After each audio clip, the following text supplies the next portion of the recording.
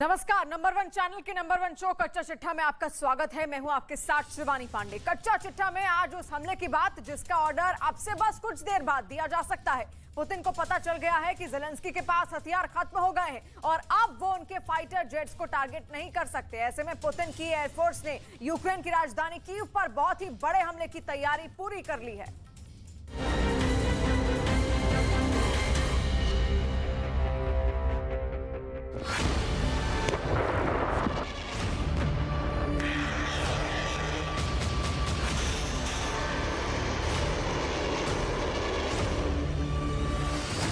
Zelensky का हौसला टूट चुका है। ज़ेलेंस्की की उम्मीदों पर पानी फिर चुका है।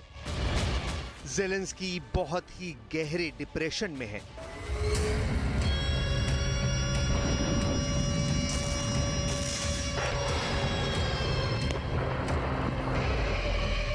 क्योंकि अब पुतिन को बहुत बड़ा मौका मिल गया है और पुतिन ने ऐसी एयर स्ट्राइक का प्लान बनाया है जो बखमुत में आखिरी अटैक के साथ कीव पर बहुत बड़े हमले की शुरुआत कहा जा सकता है। पुतिन के फाइटर जेट इस वक्त बम से लोड किए जा रहे हैं क्योंकि ये खबर पक्की है कि यूक्रेन के एयर डिफेंस मिसाइल खत्म हो चुके हैं या खत्म होने की कगार पर हैं। ज़ेलेंस्की का मिसाइल गोदाम के बाहर आउट ऑफ स्टॉक का बोर्ड लग चुका है, यानी गोदाम में अब मिसाइल खत्म हो चुके हैं।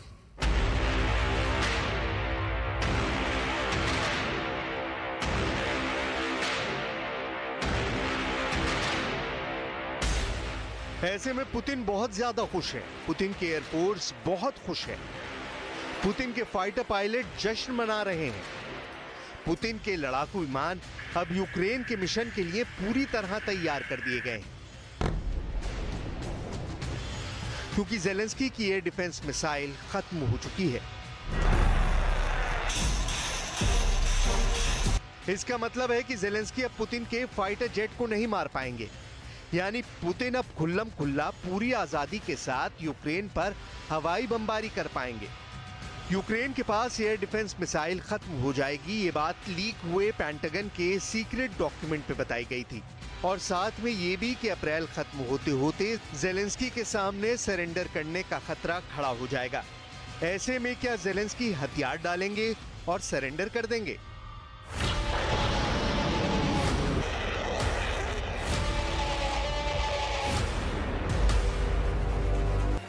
यूक्रेन के युद्ध को लेकर सवाल बहुत ज्यादा हैं, लेकिन इस वक्त का अपडेट यही है कि पुतिन की ताकत के आगे ज़ेलेंस्की की फौज नाकाम साबित हो रही है। उसके पास लड़ने के लिए न फौजी हैं, न ही उन्हें चलाने के लिए हथियार। पोलैंड जर्मनी की इजाजत लेकर यूक्रेन को 5 मिग-29 फाइटर जेट सप्लाई कर रहा है। ये उन 22 विमानों का हिस्सा है जो जर्मनी ने पोलैंड को 2003 में बेचे थे। लेकिन दूसरा सच ये है कि यूक्रेन के पास इन विमानों को उड़ाने के लिए पायलट ही नहीं है। लेकिन सबसे बड़ा खतरा विमानों की कमी और पायलट ना होने का नहीं है, बल्कि वो एयर डिफेंस मिसाइल हैं जो ज़ेलेंस्की के पास करीब करीब खत्म हो चुकी हैं और इसके बिना वो रूस के फाइटर जेट्स को नहीं रोक पाएंगे।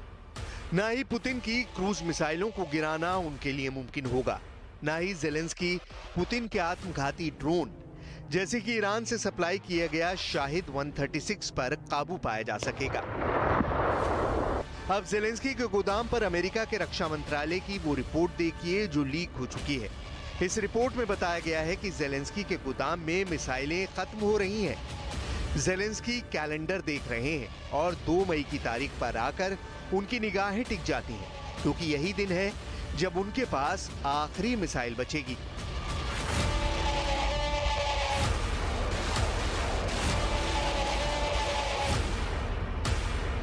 पुतिन को ये बात पता चल गई है और उन्होंने अपने लड़ाकू विमानों और ग्राउंड अटैक फाइटर्स को बड़े भारी भरकम बमों से लैस करना शुरू कर दिया है ताकि ज़ेलेंस्की के एयर डिफेंस सिस्टम वाला गोदाम जैसे ही आउट ऑफ स्टॉक हो, रूस की हवाई बमबारी एक बड़े मिशन के साथ शुरू कर दी जाए, क्योंकि तब ज़ेलेंस्की के सबसे खास एयर डिफेंस सिस्टम भी लोहे का टुकड़ा साबित होंगे। अभी यूक्रेन के पास सोवियत दौर का बुक एयर डिफेंस सिस्टम है, साथ में S-300 भी है और ये दोनों उसके एयर डिफेंस सिस्टम का करीब 90% हिस्सा है।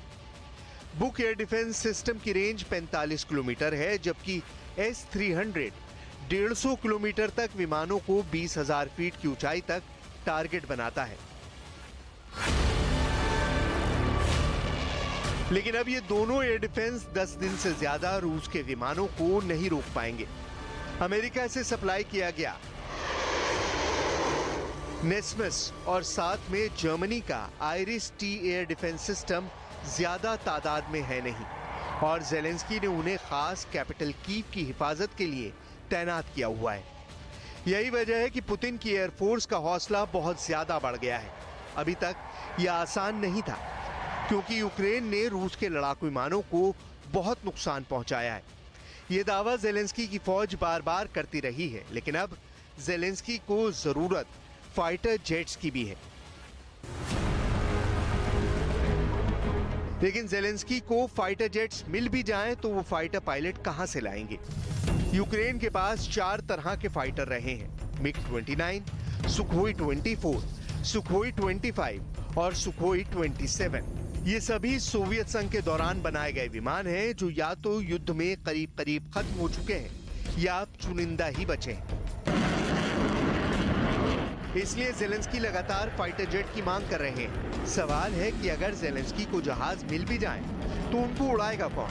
क्योंकि पुतिन के हमले में यूक्रेन की वायुसेना के बेहतरीन और अनुभवी पायलट भी मारे जा चुके हैं। अब उनके पास बहुत ही यंग यानी नए पायलट ही बचे हैं, जिनको ज्यादा अनुभव नहीं है। और अगर जेलेंस्की को नेटो से नए नए जहाज मिले भी, तो वो पश्चिमी टेक्नोलॉजी वाले होंगे और उन पर जेलेंस्की के लिए ट्रेनिंग देना भी मुश्किल हो जाएगा। इसलिए जेलेंस्की के सामने यूक्रेन की एयर पावर को खड़ा करने के लिए 3 बड़े चैलेंज हैं। पहला, यूक्रेन को नेटो से लड़ाकू विमान मिलने चाहिए ताकि रूस को काउंटर कर सके। दूसरा, विमान उड़ाने के लिए फाइटर पायलट चाहिए, क्योंकि पायलट के बिना विमान किस काम का। तीसरा, पायलट को तैयार करने के लिए वक्त यानी उनको ट्रेनिंग देने के लिए कम से कम 6 महीने चाहिए। इसमें 3 महीने उड़ाने की ट्रेनिंग और अगले 3 महीने उसे उड़ाकर बमबारी या लड़ने की ट्रेनिंग शामिल है। एयरफोर्स को लेकर यही चुनौती जेलेंस्की के लिए सबसे बड़ी टेंशन की वजह बन गई है, क्योंकि यूक्रेन की वायुसेना अब तक सोवियत टेक्नोलॉजी वाले विमान ही उड़ाती आई है। उसके पास नेटो के जहाज आज की तारीख में आ भी जाएंगे तो वो उनको फौरन न उड़ा पाएंगे, और न ही उन्हें उड़ाकर रूस की वायुसेना का मुकाबला कर पाएंगे।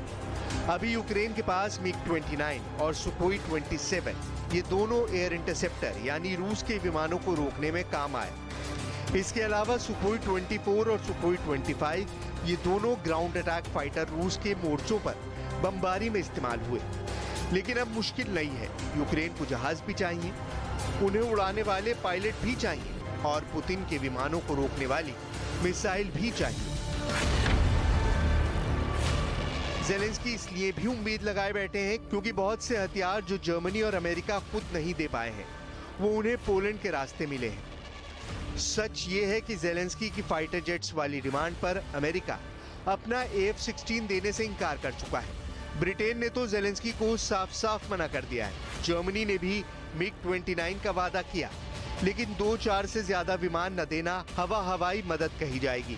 फ्रांस की तरफ से भी जेलेंस्की को गोलमोल जवाब मिला है।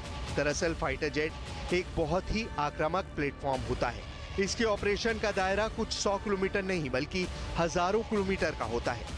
ऐसे में डर यही है कि अगर पोलैंड के रास्ते भी जेलेंस्की को फाइटर जेट्स मिल गए तो वो उससे रूस के अंदर तक हमला करने से बाज नहीं आएंगे।